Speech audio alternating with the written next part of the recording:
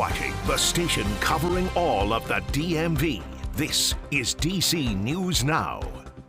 Well, good Wednesday morning. We're kicking off your day with a live look from the Tidal Basin where the cherry blossoms have reached stage 4 on the path to peak bloom. We're actually just 10 days away from when the National Park Service prediction for peak bloom is going to begin, and you can see them starting to turn pink. They are very pretty to see. I can't wait till peak bloom when they're all open. I think it's going to be earlier than the prediction. Are you before the 23rd? Yeah, with how warm it's going to be the rest of the week. Yeah. And we just reached stage 4. We only have 2 more stages. Good. Maybe I'll go out there early when people won't think they're going to bloom. I was thinking about going out there today. Maybe they'll bloom today. Like, picture's done. So you think even with, because this is going to get colder, what, next week, like in the 50s? Yes, 50s, first day of spring, that's the 19th. Okay, so that won't affect it. No, I mean, if they reach peak bloom ahead Before of it, then. yeah. Got it, okay.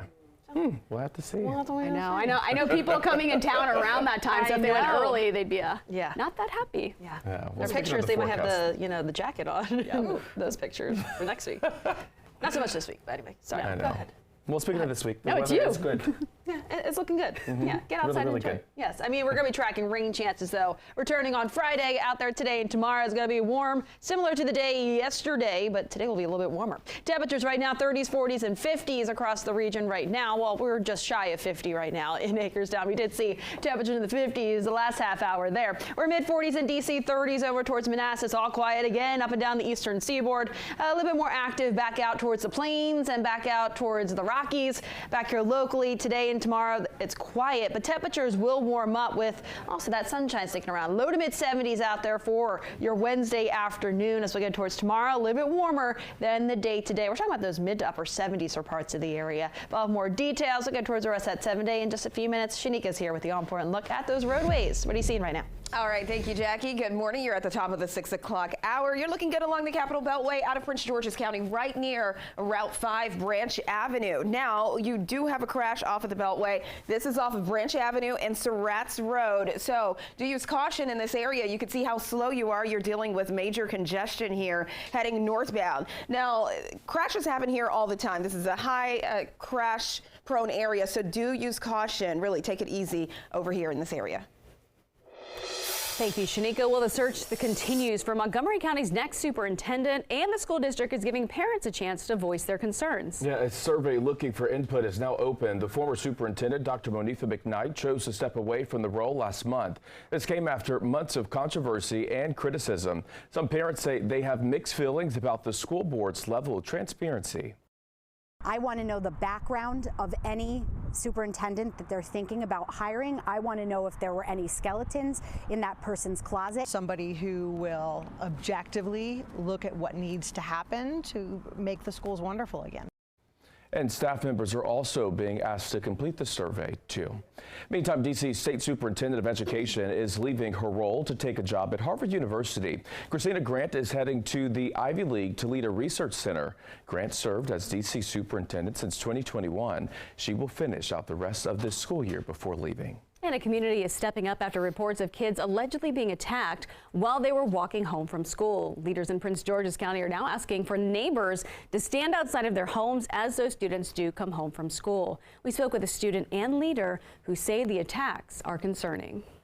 This is my own neighborhood. I live here, so it makes me feel uncomfortable that I have my peers who are being targeted for wearing what they feel is, what they're comfortable in, essentially. Young kids are even having their Chromebooks taken, and we just want it to stop. Now, they are hoping students will feel safe again when neighbors are being vigilant. And an 18-year-old is now in police custody, accused of bringing a loaded handgun to Gaithersburg High School. Officials have not said if the suspect, Josue Rivas, is a student at the school, however. Police say they found that gun on him during a search. He is now facing several charges. All right, well, starting next week, Metro rail riders who skip out on paying their fares could face jail time. Yeah, it's all part of a new crime bill. D.C.'s mayor just signed it to law. D.C. News Now's Candace Cole is live this morning at Metro Center in Northwest. And Candace, how will this all work? Good morning, guys. Well, Metro's crackdown on fare evaders is all part of a provision under the new Secure DC law. Now, WMATA says if riders get caught without a fare card, they could be fined up to $100 or arrested. Starting next Monday, Metro Transit Police in D.C. will begin issuing citations for fare evasion under the district's new sweeping crime legislation that was signed into law Monday, which also toughens penalties for assaulting Metro employees. Under the Secure D.C. law, anyone stopped for fare evasion must give officers their, quote, true name and address. Anyone who refuses could be arrested and fined. WMATA says before the Secure D.C. law passed, transit officers could only ask fare violators to leave the station. Metro says it first began cracking down on fare evasion back in 2022 with the launch of a safety initiative. They're also in the process of modifying the fare gates at each Metro rail station with salon-style doors to make fare evasion more difficult. And Metro says it also offers a number of reduced fare programs to make riding Metro Bus and Metro Rail more equitable and affordable for everyone. Just a reminder, the civil penalty for skipping your fare in D.C. is $50. It is a criminal offense to do so in Maryland and Virginia and carries with it a $100 fine. Reporting live in Northwest, Candace Cole, D.C. News Now. Candace, thank you. Time right now was 6:06. In national news this morning, President Biden and former President Donald Trump are officially heading for a rematch in November. The two secured their respective party nominations yesterday. This is the first election between two U.S. presidents since 1912. Biden and Trump are both facing significant concerns over their abilities to lead. At 81 years old, Biden is the oldest president in U.S. history, and Trump is currently facing 91 felony counts in 4 separate criminal cases. Meantime, on Capitol Hill, the House is expected to vote this morning on a bill to ban the popular social media app TikTok. Lawmakers are requesting TikTok cut ties with the Chinese parent company ByteDance. National correspondent Basil John breaks down both sides of the argument. A bipartisan group of lawmakers say the app poses a national security threat, but opponents say banning the app violates TikTok users' freedom of expression. The young kids they set the phone up against and they do this number and they're all cheering and then they send out a video. TikTok in the U.S. could soon become a thing of the past. Algorithms, tracking people.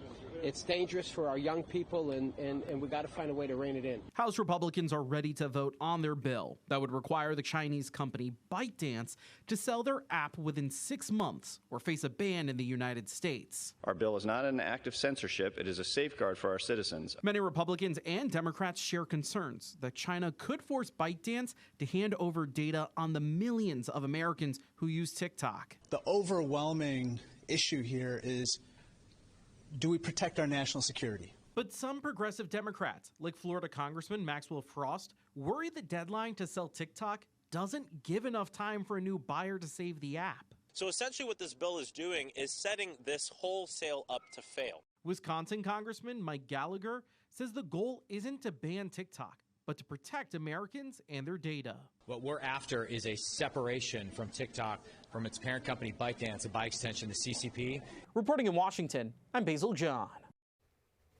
Your time right now is 6:08 this morning. Virginia Attorney General Jason Miyares is in support of banning TikTok. He filed legal documents this week. Local creators say that they face a threat of losing their revenue. It limits, essentially removes one of my revenue streams, which means that it takes food off of our table, it turns our lights off, it turns off our water, it prevents us from paying rent. Now, that creator also says taking away TikTok takes away from people's sense of community. In Montgomery County, the council is coming together today to announce $900,000 in grants for hate crime prevention. Now, these grants are being awarded to nonprofits and faith-based organizations to help deter hate crimes and increase security. Officials say the county's nonprofit security grants program is handing out the money.